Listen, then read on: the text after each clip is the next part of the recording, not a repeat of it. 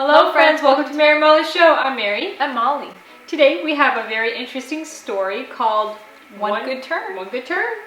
And it's about a boy, Ronny, who is a selfish boy and his mother is worried about that. But something happens to Ronny in school that actually affects him in a good way. Exactly. To not be selfish, and at the end his mother is touched by his unselfish act. Yes, and watch to find out what will he do, what will first happen to him that will change him, and what he will do that will be finally his mom's dream come true. And she's crying. Yes. Well, and friends, if you haven't subscribed, please go ahead and do that now and click on that bell so you can receive immediate notification every time we post a new video. And please don't forget to subscribe. Enjoy!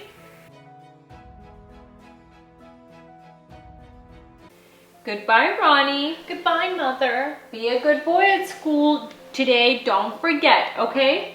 I won't, shouted Ronny as he dashed out the gate and down the road. As he disappeared, Mother went into the house again, her face clouding over a little. I do wish Ronny would be a better boy.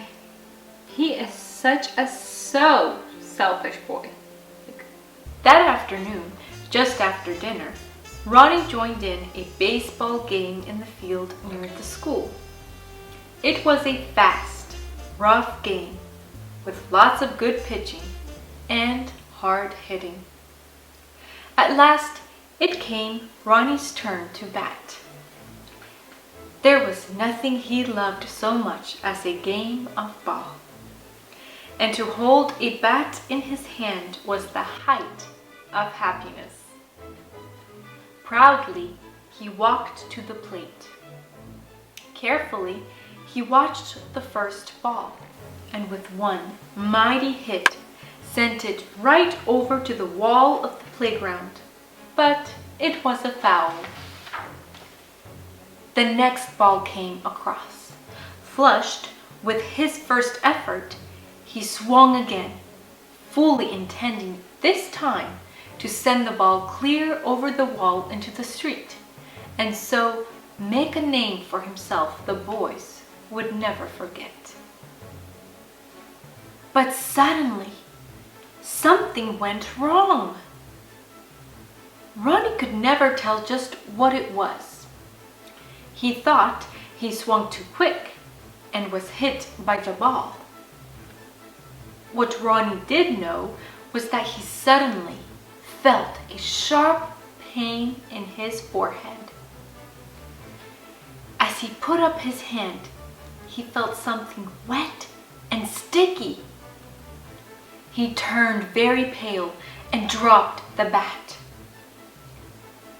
I'm afraid I'll have to go in, he said, turning toward the school. The boys crowded around and helped him to a chair in one of the classrooms. I'll be all right, he said to the others. You go on with the game. With that, they left him. But Ronny did not feel all right. He felt very sick. He wished with all his heart that he were at home, and that Mother would come and bathe his forehead. Just then, one of the senior boys looked into the room. Hello! What's the matter? You hurt yourself?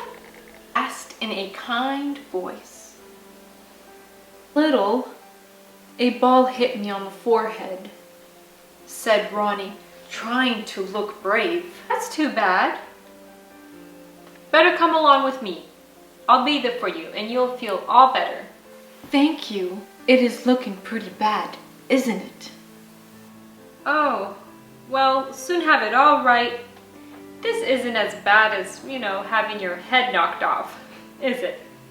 No. They went into the restroom, and there, with a tenderness equaled only by Mother herself, The senior boy bathed the wound and put on antiseptic from the school first aid kit. Then, with a jolly laugh, he bade Ronny goodbye and rushed off to his next class. When Ronny reached home that night, he had a great story to tell. Wasn't he nice? You know, Mother, I'd never spoken to him before. I can't understand why he should be so kind to a stranger. And he is one of the big boys, you know? It was so very nice of him. And tell him that I greatly appreciate him doing that for you. And Ronny, I wish so much that you can be as thoughtful as he was. Oh, I couldn't be as good as that. Again, it was evening. Ronny was due home at 4:30, but he did not come. 5 o'clock passed and still no Ronny. Mother began to get angry. Then she grew anxious. At 5:30, when Mother was just about to telephone the police station, Ronny turned up. Mother was waiting for him on the doorstep. Ronny, what do you mean by coming home at this hour? Don't you know how late it is? I really can't allow. It's all right, Mother. I had to walk home. Walk home? Walk home indeed? Didn't you have your money for the bus fare? I know I gave it to you this morning before you left. I know, Mother. You gave me the money all right. But I gave it away to one of the boys. Gave it away? What for? I just couldn't help it. You see, I met one of the little boys. You know, out of the baby class, we call it. Just as I was going to get on the bus. He looked very pale and sick. So I asked him, what was the matter? He said he didn't feel well enough to walk home and he had lost his money. So, well, there was nothing else to do. I just gave him mine and walked instead. And here I am. Mother threw her arms around Ronny's neck and dropped some tears down the back of his new sweater. Why, what's the matter, Mother? Nothing like what that big boy did for me the other day. Oh, Ronny, said Mother, smiling through her tears. It's just everything to me. Thank you, friends, so much for joining us today. We hope you enjoyed this interesting story and learned a valuable lesson.